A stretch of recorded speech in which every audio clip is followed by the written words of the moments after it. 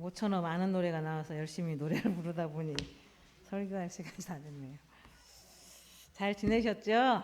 네. 비도 적당히 왔어요. 그죠? 저는 오늘도 올 줄 알고 아유 비 오면 또 밭에 안 가고 우리 교도님들이 많이 오시겠다 그랬더니 해가 쨍. 그래서 지금 밭으로 가셨을 거예요. 법당으로 갈래다가 턴해서 밭으로 가신 분이 계실 것 같다 이 생각이 듭니다. 황희정승이 누군지 아세요? 황희정승. 황희정승 알죠? 예, 조선시대에 청렴 결백하기로 유명한 재상이었어요. 황희정승. 그런 인물이시고 노년이 되니까 이분이 다 이제 노년 나이 먹고 몸이 쇠약하고 막 이렇게 되잖아요. 노년이 되니까 이 황희정승이 이렇게 눈을 한쪽만 뜨고 다니는 거예요. 책을 볼 때도 한쪽은 감고 한쪽을 뜨고 책을 보고 또 사람을 만나도 한쪽 잉크하는 것 같지? 예? 잘못 보면 늘 한쪽을 감고 한쪽만 뜨고 다니는 거예요. 걸을 때나 책을 볼 때나 사람 만날 때나 외눈박이처럼 그러고 다니셨대요. 그러니까 다른 정승과 판서들이 궁금한 거야. 저 양반 왜 갑자기 눈을 다친 것도 아닌데 왜 저렇게 한쪽을 감고 다니나 그렇게 이제 궁금해서 물어봤어요.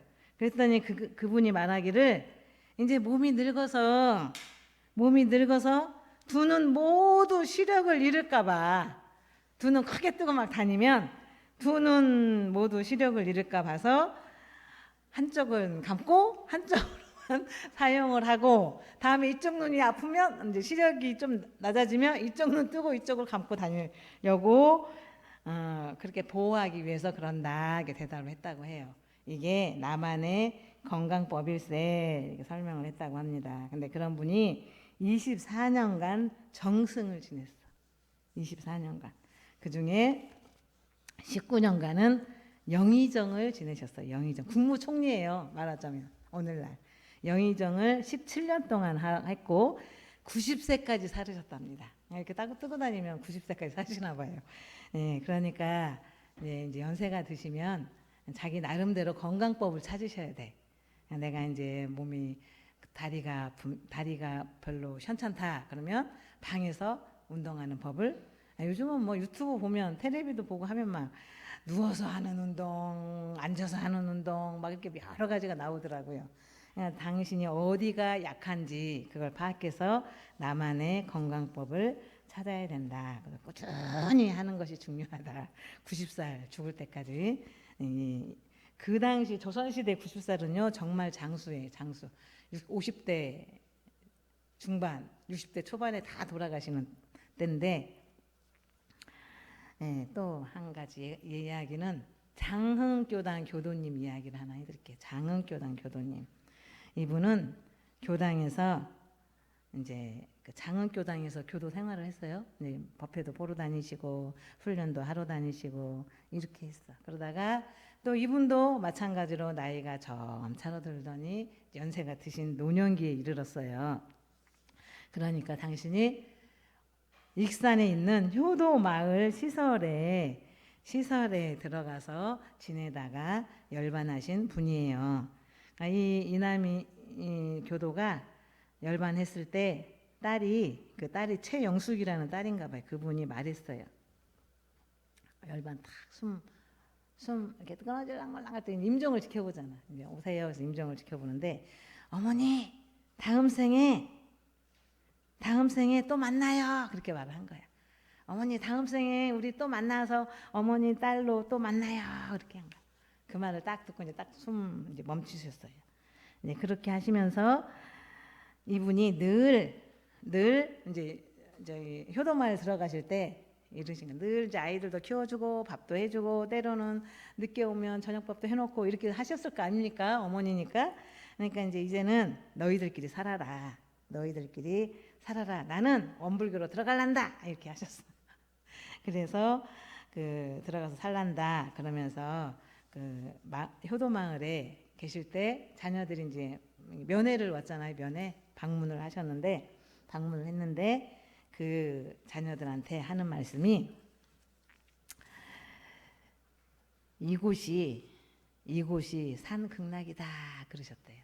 다른 사람은 요양원에 가라고 하면 그때는 이제 치매가 없이 원강 효도 마을에서 관리했던 뭐 상록원도 있고 뭐 또 있고 해가지고 뭐 하여튼 저도 모르는 무슨 건물이 많이 있었어요. 시설이 많이 있었어. 그래가지고 당신 돈 가사 정리해가지고 그 돈을 딱 가지고 이제 효도 마을에 들어가신 거예요. 그러니까 다른 분은 치매가 와서 왔다 갔다 24시간 치매면 그런 말씀도 안 하실 텐데 어떨 때는 치매가 왔다가 어떨 때는 맨정신이 돌아왔다가 하니까 자녀들이 당신을 요양원에다 버렸다고 날마다 울어. 응, 울음 바다야. 날마다 훌쩍훌쩍. 원장님 저 어르신 또 울어요. 그럼 가보면 어르신 왜 또 눈물 슬퍼요? 뭐가 그렇게 슬퍼요? 우리 아들이 몇 명이고 딸이 몇 명인데 나를 못 모시고 이렇게 이런 데 갔다가 버렸다고 막 이러면서 막 또 훌쩍훌쩍 우시더라고요. 그런 거에 비하면 이 이남이 이 교도님은 가산을 정리해가지고 그 유료 요양원이었던 것 같아 그때. 치매가 안 걸려도 들어갈 수 있는 그런 데서 아침에 같이 모여서 자선하지요. 또 저녁에 다 모여서 또 연불하지요. 이렇게 하시다가 열반을 하셨어요. 이게 산극락이고 산극락이 이렇게 좋은 곳이 없다. 자녀들한테 하신 말씀이야. 그리고 복지어라 그러셨대요. 자녀들한테 복을 많이 지어라. 복은 내가 받는 게 복이 아니다. 복을 짓는 것이 복이지 내가 받으려고 하려면 그렇게 하면 안 된다. 그렇게 말씀하시면서 늘 복을 지으라고 얼굴만 보면 자녀들한테 복 지으라고 누누이 말씀만 하시고 열반에 드셨던 분입니다. 우리 교도님이세요. 장흥교단 교도님. 공부를 하셨. 예. 오늘은 아까 인도품 이제 호주의 책임과 의무를 다 해서 자녀들이 유년기, 청년, 학생 시기, 청소년기를 지나서 이제 대학교를 다 가고 직장 생활을 하고 남아 있는 부모는 장년기를 맞이해요. 50대 후반, 60대 초반. 예, 그래서 이 시기가 되면 장년기라고 해요. 근데 이제 예전에는 수명이 짧았을 때는 40대부터 50대까지 장년기 이렇게 했는데 요즘은 수명이 길어졌잖아요. 110살까지 산다고 제가 말씀드렸죠. 그러니 50대, 60대는 장년기가 40대, 50대는 장년기가 아닌 것 같아. 청년기 같다. 청년기 40대는. 그러다가 50대 후반부터 60대까지가 아마 장년기 이렇게 생각을 하시면 되지 않을까 그래요. 그때는 자녀들을 다 독립시키는 때예요. 자녀가 20살만 되면 다 독립을 시켜야 돼. 막 끼고 있으면 유학 가라, 뭐하라, 공부해라, 대학원 공부해라. 그럴 필요가 없어요. 필요가 없고 그냥 공부에 취미도 없는 애들을 막 공부하라고 하면 얼마나 스트레스를 받겠어요. 20살만 딱 되면 너 하고 싶은 거 해. 알바해서 뭐 돈을 모아서 하든지 그리고 이제 사업하고 좀 잘 되면 이제 미천을 조금 도와줄 수도 있고 이제 그러죠. 이렇게 독립시키는 연령인 자녀를 데리고 사는 정도가 장년기다. 그 다음에 이제 그 자녀들이 이제 결혼하죠. 예, 결혼하고 그럴 때가 이제 이 결혼 정년기 자녀를 둔 부모님들이 장년기다. 이때는 특징이 있어요. 이때는 침착해. 사람이 이제 어느 정도 안정이 돼가지고 경제적으로 성격도 이제 침착해. 그리고 활동력이 왕성해. 그래서 가만히를 못 있어. 그냥 주식에다 투자하고 돈 있는 꼴을 못 봐. 그 돈을 누구도 꿔주고 이자 많이 준다 그러면 막 누구 훌라당 꿔주고 부인하고 인원도 안 하고 막 그렇게 활동력이 너무 강하니까 이제 아이들 학교 다니면 정신이 없거든요. 돈 벌어갖고 학원비 내지 뭐 하지 하느라고 정신이 눈코 뜰 새도 없이 막 살다가 아이들이 독립하고 결혼하니까 이제 허퉁한 마음도 있고 그런 거예요. 그런 시간적으로 여유도 있고 하니까 이렇게 이제 해서 성공하면 괜찮은데 예, 실패해가지고 막 다 헤어지더라고요. 부부가 나 못 살아 너랑 막 해가면서 나중에 도장 찍고 막 이래요. 잘못해가 판단을 잘못해서 예, 그리고 이 장년기 때는 가정사회 국가 세계를 위해서 일체 생명을 위해서 제도 사업을 해야 되는데 제도 사업 80 넘으면 해야지. 저희 아버지가 언제 교당 다니실 거예요? 그러면 나 이제 80 넘어서 이제 간다고. 아이고 80 넘어서 가시기는 70대 후반에 가셔가지고 제 덕에 겨우 버퍼 타시고 87살에 돌아가셨잖아요. 그래서 제가 아이고 80에 겨우 7년 공부하셨나? 그랬는데 중요한 건 딸 말을 잘 들어. 저희 아버지가 막 결정적인 순간에는 딸을 말 잘 들으시더라고요. 그래서 아버지 추석 때 우리 여기 윤사님네 전타원님네 차례 다 지내고 형사님네 차례 다 지내고 그다음에 이제 다 보내드리고 이제 오후 추석날 오후쯤이나 돌아가시면 좋겠네. 제가 그랬어요.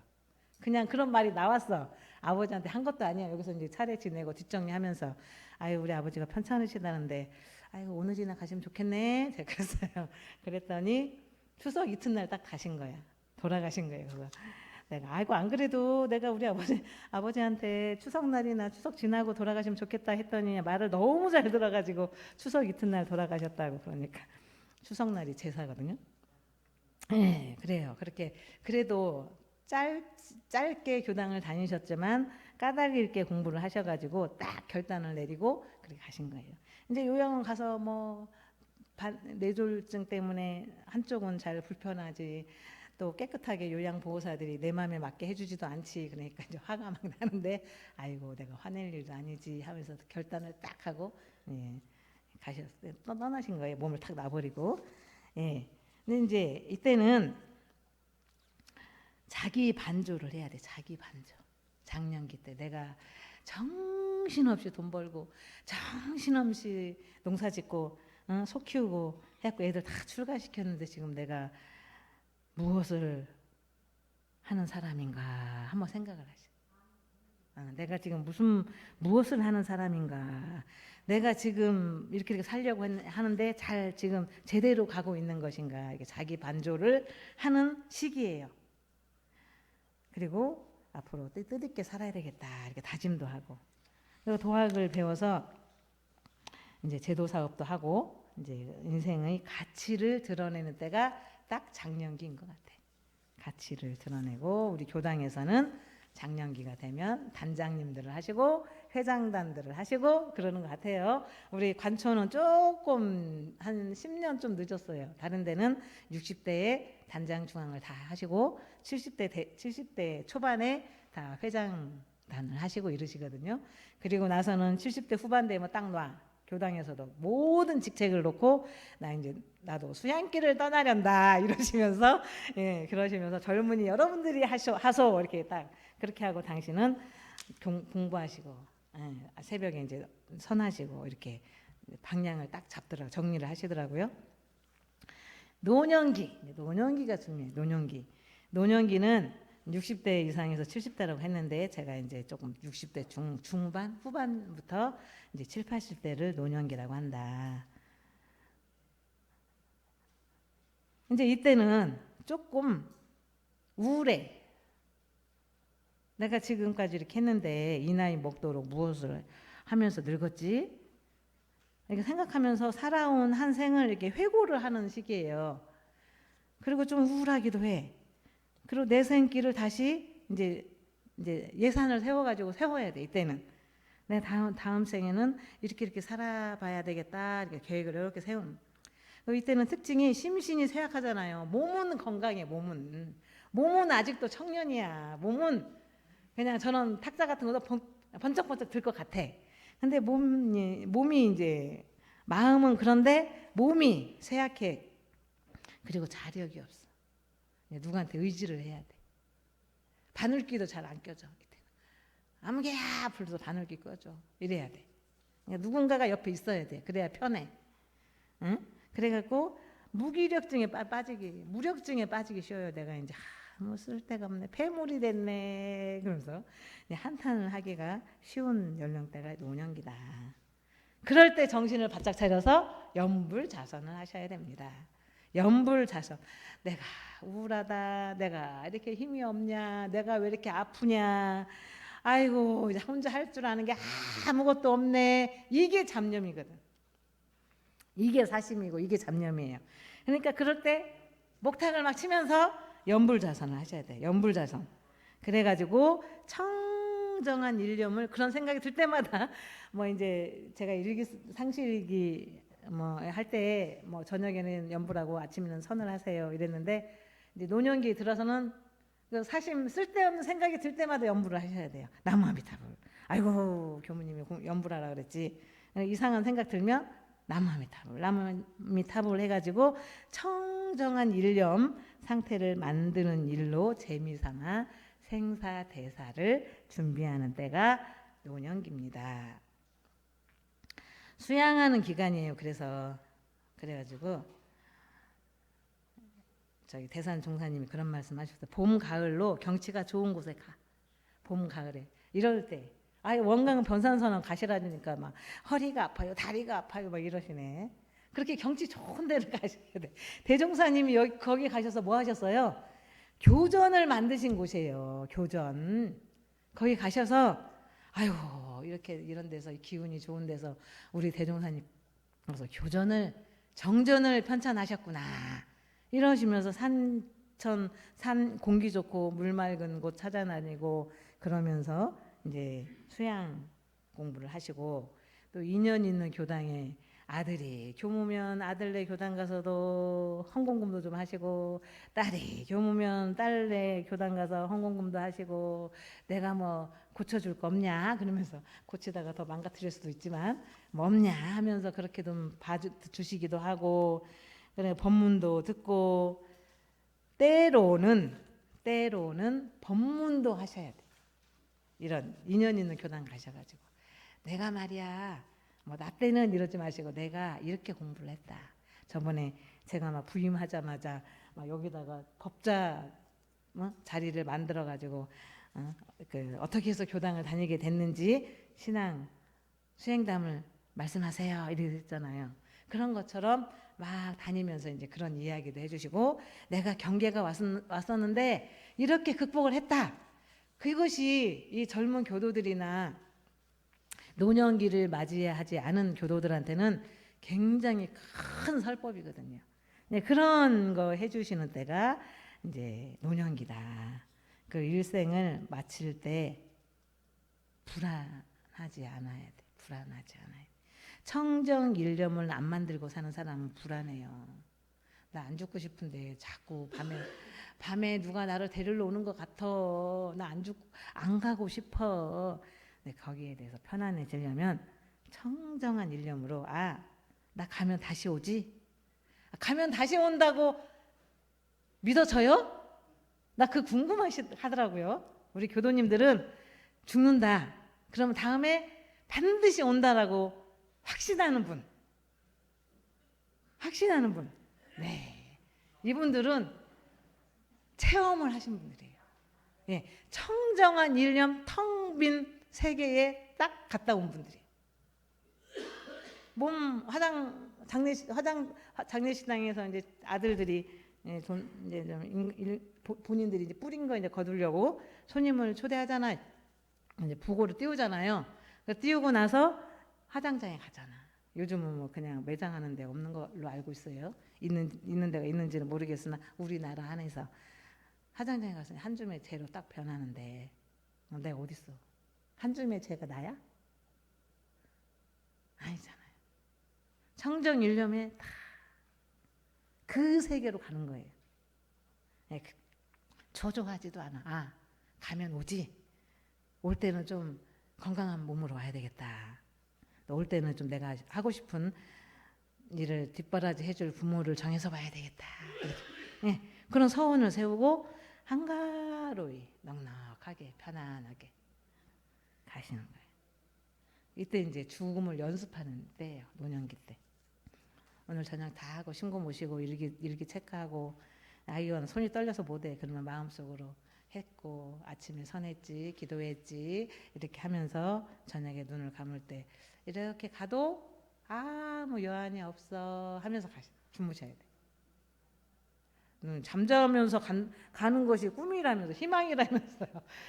잠자면서 가는 것이 소원이래요. 우리 교도님들 교당 다니면서 여쭤보면. 그럼 연습을 해야지. 나 오늘 간다. 오늘 저녁에 잠자면서 간다. 그렇게 하면서 연습을 하셔야 돼요. 그러면 어떻게 가지? 청정일념을 어떻게 만들어? 연불을 해볼까? 연불을 하면서 가야지. 연불 하면서 가야지. 나무아미타불, 나무아미타불, 나무아미타불 하면서 가야지. 그렇게 가시는 연습을 하셔야 되고, 이제 돌아가셨네, 어머니 아버지가. 그래서 저희가 이제 가서 발인식 때 양력을 쓰려고 그러는데요. 외할머니 이름을 아는 사람이 아무도 없어. 이 형제가 막 7남매 8남매인데도 아들 딸 7명 8명 남은 못이요. 어머니가 열반하셨는데 외할머니 외할아버지 이름 아는 사람이 하나도 없어. 양력을 써야 되는데 어머니가 돌아가셨는데 친할아버지 이름이 뭐고 친할머니 이름 뭐냐고 물어요? 안 물어요.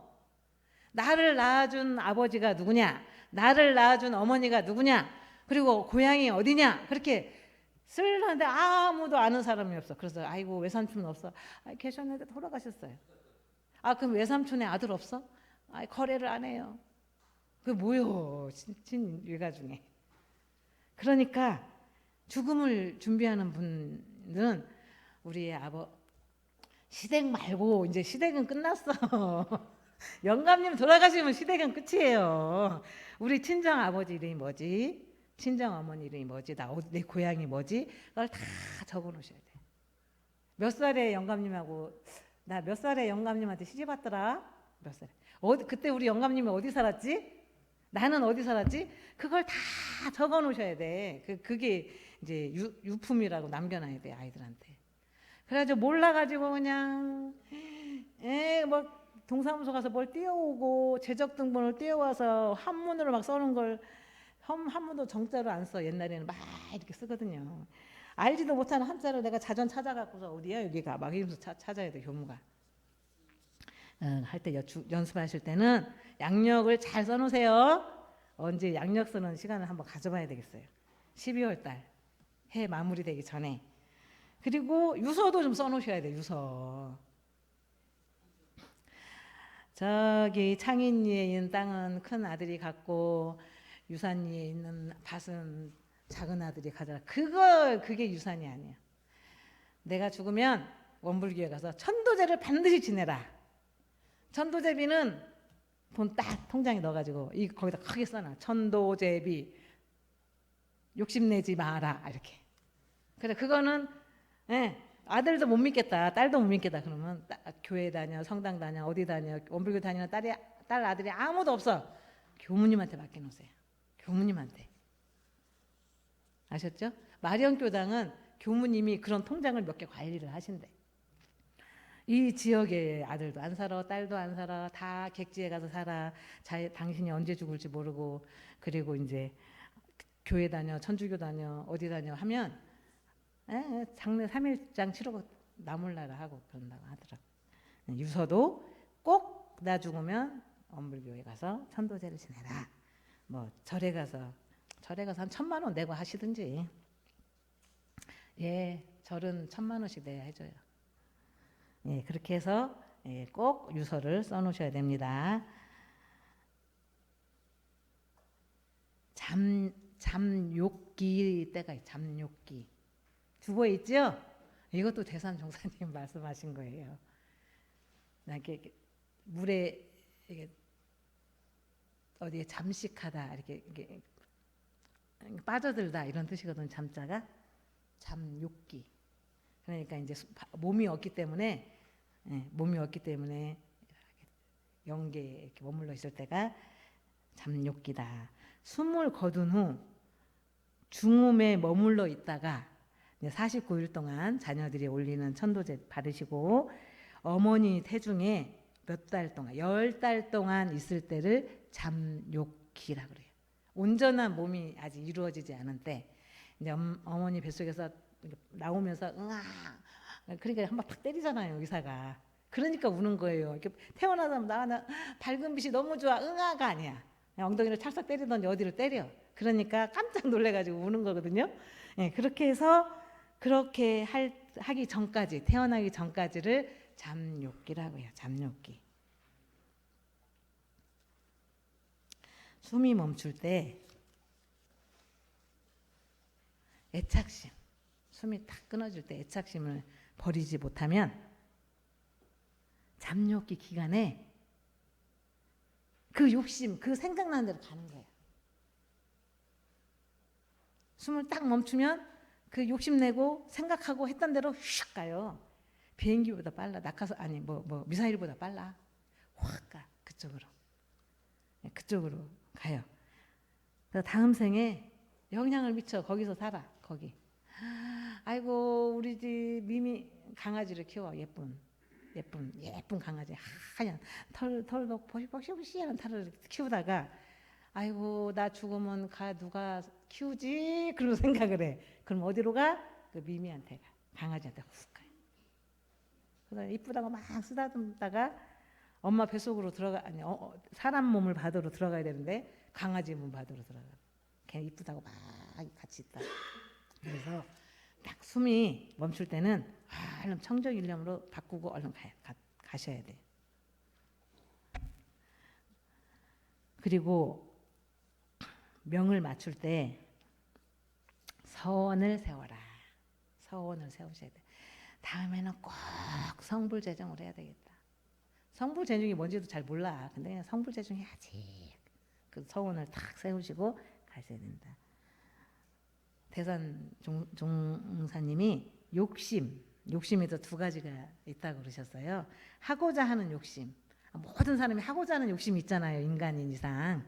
하고자 하는 욕심이 있고 일체 중생의 복지 증진에 내가 기여를 하는 거야. 뭔가를 하려고 하는 사람들은, 그런 욕심을 가진 사람들은. 그리고 그 욕심을 키워라 한 분은 대종사님. 욕심을 크게 키워라 이렇게 서원으로 키워라 하시는 분은 대종사님 그런 말씀하셨고, 그리고 탐하는 바의 욕심이 있어요. 탐. 내 걸로 만들려고 하는 욕심. 네. 내 걸로 만들려고 하는 욕심은 일체 중생에게 해독을 끼치는 요소가 그 안에 잠재되어 있다. 그러셨어요. 예. 그리고 중음의 세계로 떠났잖아요. 이제 가족들이나 교회 다니는 자녀들은 절대로 천도제를 안 지내요. 내가 우리 엄마 귀신한테 절을 해야 돼. 난 그런 거 못해. 그럼 하나님한테, 예수님한테 절하나? 절 안 할 거예요. 거기는 그냥 기도만 이렇게 하죠. 절대로 안 해요. 교회 다니는 자녀들은.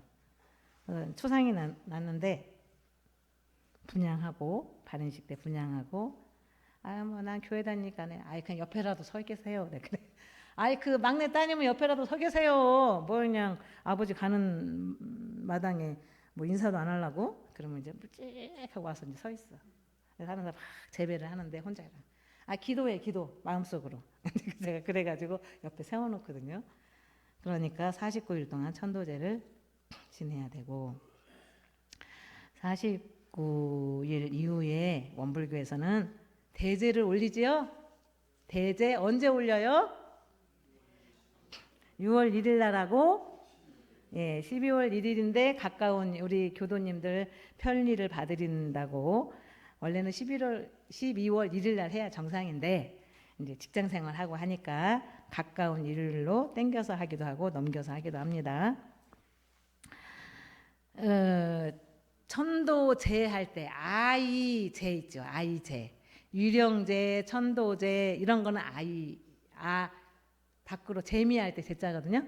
한자는 다르지만 그 제는 어떤 의미가 뜻이 있냐면 부처님이나 스님, 부처님이나 교무님한테 불공을 드리는, 공양을 올리고 불공을 드리는 뜻이 있대요. 교무님한테 불공도 안 드리고 그러더만 교무님들은 불공을 드리는 의미가 있는 것이 그 제자고, 돌아가신 분의 명복을 비는 불공의식이 제자예요. 근데 이제 돌아가서 1년에 열반 기념제 할 때는 제자가 무슨 제자예요? 어이지요. 그건 귀신과의 접촉하는 거래. 그 열반하신 분과 접촉하는 게 제사. 어이 할 때 제사. 제가 어릴 때 전 생각나는 게 있어요.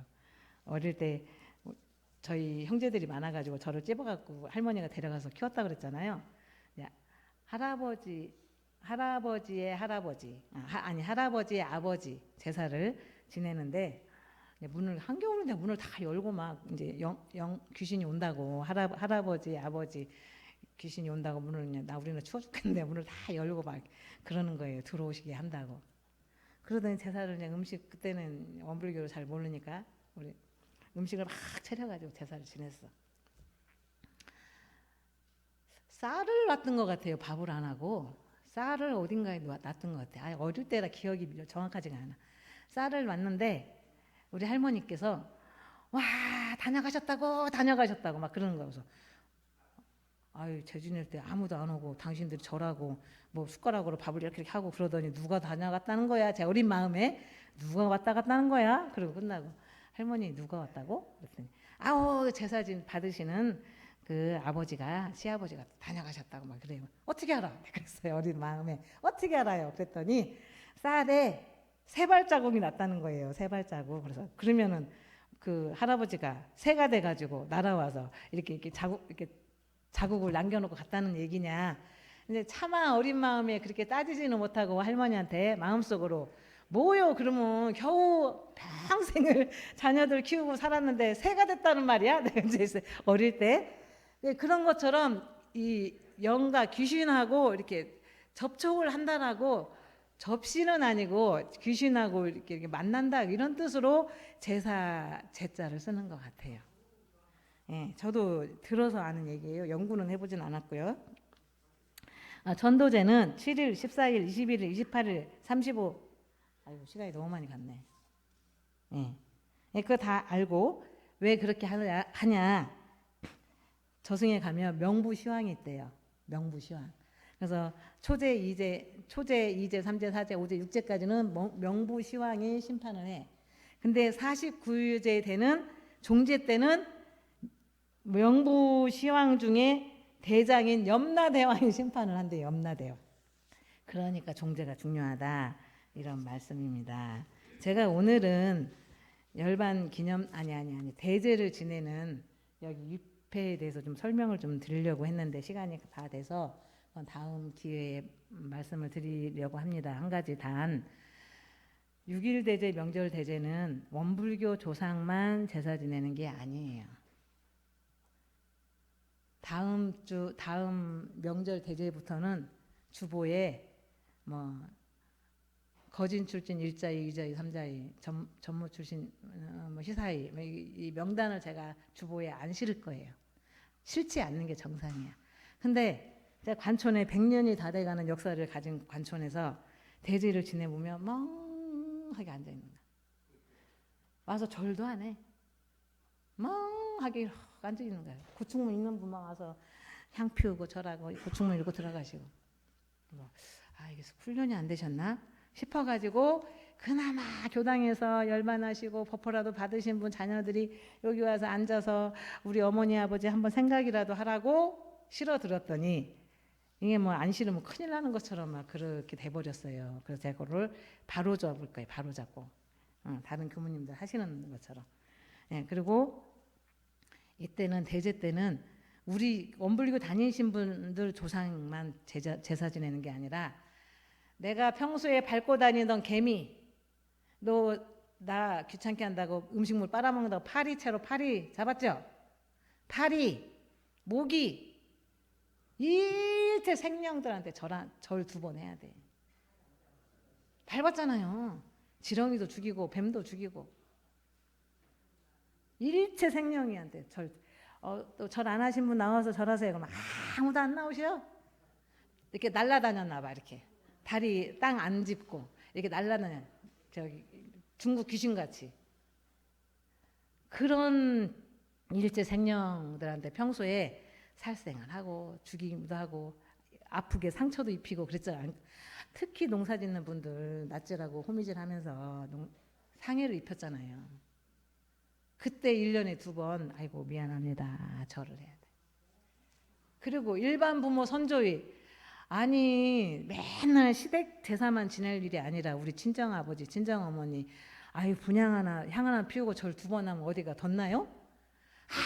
한 명도 안 나와. 예. 올 12월 달에 제가 보겠습니다. 명절 대제 때. 예. 그래갖고 제가 안 나와서 여기다 조그마한 탁자를 놓고 여기다가도 향불을 펴봤어. 분향이라도 하시라고. 그래도 안 나와. 나만 힘들어. 2층에서 그 향로 끌어다가 책상 놓고 책상포. 아유 그래서 내가 괜한 일을 했네. 그래서 제가 그렇게 하시면 안 돼. 나를 낳아주신 어머니 아버지는 죽을 때까지 감사하게 생각하고 그 공덕을 기리고 무슨 기회만 있으면 향 피우고 절하고 그러셔야 돼요.